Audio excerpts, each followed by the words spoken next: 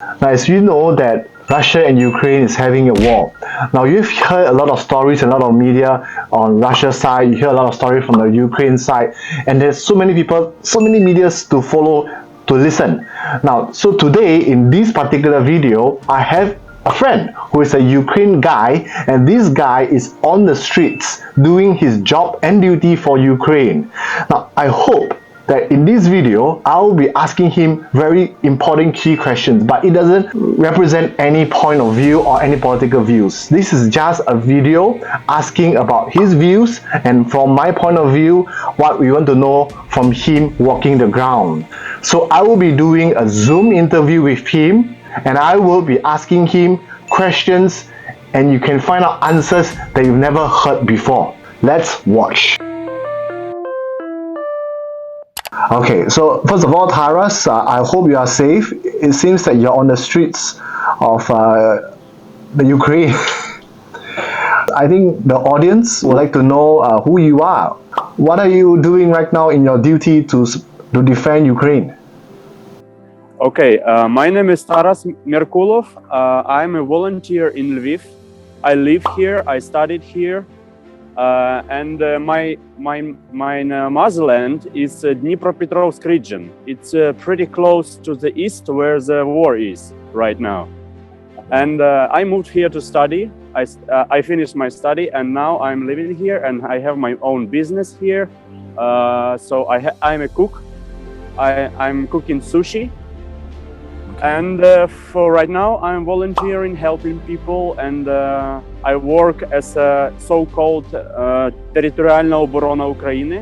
It's translated as local defense forces. So we wear this like yellow things, so the people know that we can help them and guard them actually.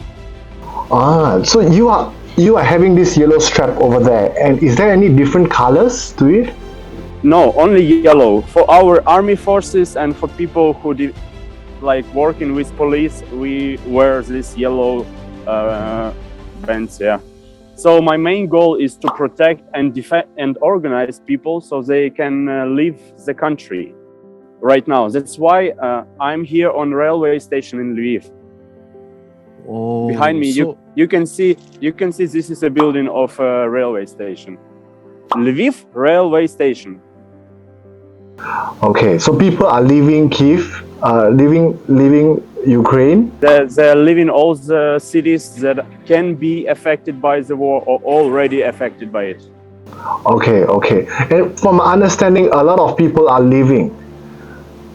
Who are the people as you can see, there are a lot of people right now, and I'm standing right now at the place where not much people here. So main amount of people are there in the entrance.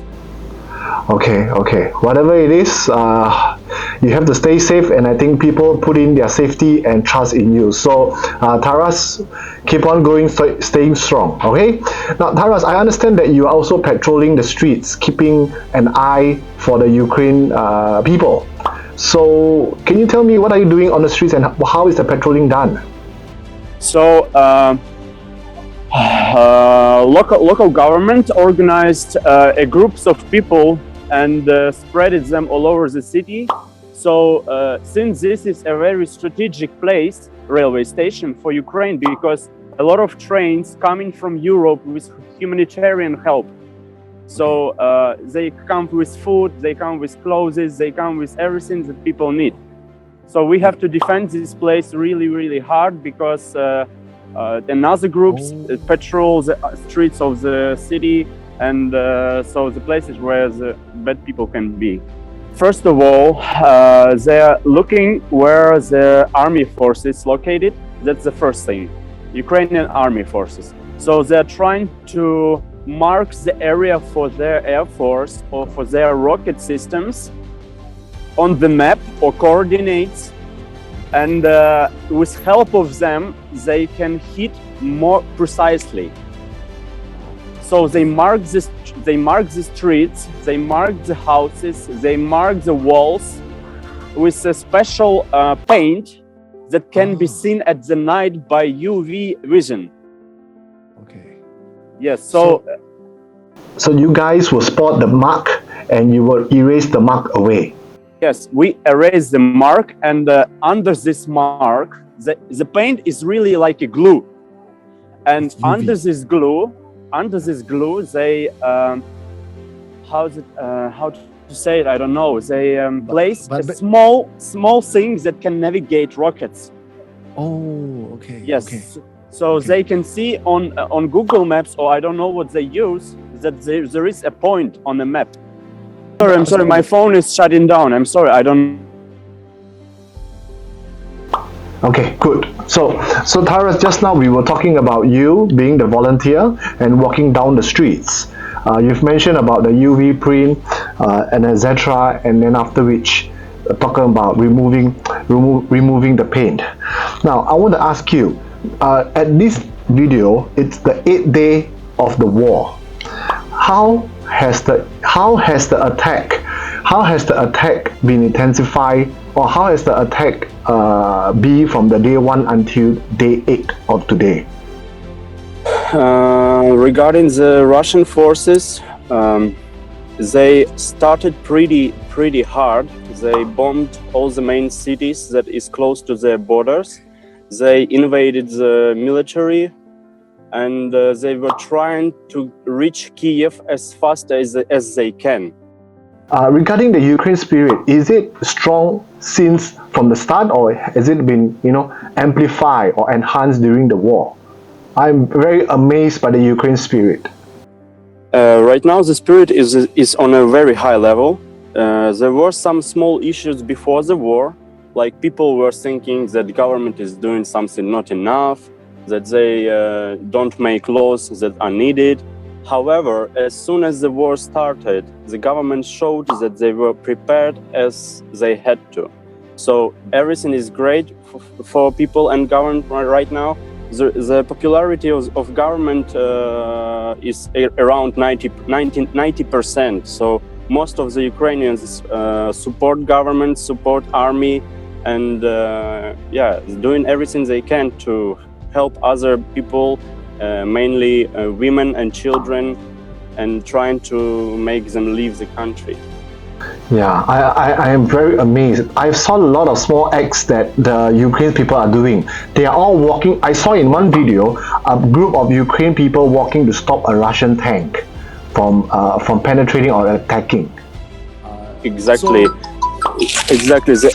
How has the food been in Ukraine right now? The food supply. Is everything normal, or is government giving the food? At the first day, when I woke up in the morning, my mother called me and said that the war started. I was shocked.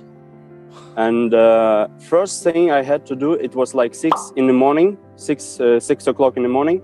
Okay. I just ran to my car, went to the bank, and couldn't take any money from there, any cash. So I decided, okay, if I can't take cash, I have to go to grocery store and buy food for months, for example. So I went to the store and bought everything I could, and I had an opportunity. There was some food in a shop, but right now the supply chain is a little bit damaged. So there are not much cars coming with a new supply. People buying everything out, so the stores are kind of empty. So all the main products like bread, you can buy only one bread for one time. There's a limit, which means you can Yes, only there buy is a one limit loaf. because they can't afford to run out of bread. So on the curious side, what is the most commonly purchased items in supermarket now? Apart, I think bread is the number one. Bread is number one, then meat, and then some noodles and everything that can live for a long time. Okay. Now, one more question. Apart from the food, transport is a very key thing moving around in Ukraine. How is bus and train still running in Ukraine right now? Yes, local transport is running good. Some not really common races were cancelled, but the main roads are working, and trains as well. But some of them are free to go to Europe, and some of them are not free to go, for example, back to Kiev. but they're mostly empty. That's why it's so expensive to come back, for example, to Kyiv. Okay. Taras, you mentioned about people leaving Ukraine, but when they leave Ukraine, they can only bring their luggage and their items. How about their pets? How about their personal assets in Ukraine? What happened? What's happening right now? Their own assets, or maybe their dogs or pets. You want to share a little bit more? What you see? Yeah. People taking the most important things with them, and some of them don't understand it, and they take everything they can. That's why they have like too big luggage, and that's creating a problem to move. It's creating a problem to get to the train. It's creating a problem that some people can't get into the train because of the amount of clothes and stuff they take. So I saw people, for example, they do not allow big dogs to come into the train. Small dogs that you can take on your hands and hide inside, and cats, something that you can hold on yourself, they allow. But big dogs like Husky or Labrador, they are not allowed. So what happens to those? So what happened to the dogs? They just walking around the streets? Yes, some of them are, because people don't know where to bring them, and they panic that they will not get to the train, so they just leave them and don't care about them. But don't worry, volunteers gather all of them and try to take care of them. And there is a hotline that you have to call if you can't take your animal with you. So you can leave it to someone to take care. So someday you come back and get your dog or cat or horse back to you. Okay, Taras. Yeah, thank you so much. Now, people all around the world, you have touched the hearts of many people. As a normal citizen in Ukraine, would you want to say some words of thank you to all around the world if this video gets shared across? Of course, I'm really, really grateful to you personally, and to all the people that help Ukraine right now, to European Union, to some Asian countries, to America, everybody. Okay. But I believe, Taras, we will get it over. Just like COVID, we are slowly getting it over. But on a side note, I realized that the people in Ukraine are not wearing masks. Of course, the war is... Yeah, when the war started, all these rules came to the second place. So everybody was just want to leave, want to protect themselves, and we wear masks in closed areas, like in shop, in a railway station. However, outside you don't have to wear it. Okay. So in only very close areas, then you've got to wear mask. Okay. So Taras, to end the video call, I will want to say, you can do it. The world can do it, and we can only pray for world peace. I actually come up with a slogan. You know what? I actually come up with a peace. This is called peace, right? This is called love, actually. So it's love Ukraine. So it's love Ukraine. There's a lady behind you. Is that your family member? Yes, it's my mom. That's my mom. Hello, here's my father. Hello, yes, uncle. And here's my girlfriend. Yes. Hey, hello. Yes, everybody is with me. Yes. Oh my God! I realized I'm being watched by a whole family. So yeah, we are monitoring the situation very closely, and my hearts are with Ukraine. Thank you, Daniel. Thank you. So, no problem, Tara. So take care. So that's all, and bye bye to you guys. How do you say bye bye in Ukraine? До побачення. Sorry? До побачення. До побачення. Yes. Okay. It's like see you soon. Oh. Okay. До побачення. Okay. До побачення. See you, Taras. Bye bye. Bye bye, Daniel. Okay. Bye bye, Uncle Auntie. Yes. Yep, so that's it with my Zoom chat with my friend Taras over in Ukraine. Now, whatever it is, as a normal Singaporean, we can only hope for world peace and hope for the crisis to be end very soon. Because eventually, this will be rollover impact to our lifestyle. Prices will be high, lifestyle will be changed, or will be impacted in any other way. So we can only hope for world peace and the Ukrainian people to be safe. Alright, so you know what? If you want to ask a questions, you can comment below and I might be doing another video to ask him about the situation over in Ukraine. And if you want to do a live chat with him about the situation in Ukraine, please comment below if you want to do a live. But you know what? I invented a hand sign on Peace for Ukraine, Love Ukraine. It's Love Ukraine. Alright, so you know what? If you really want to spread love, spread world peace, love Ukraine. That's it for the video, and don't forget to subscribe. Bye!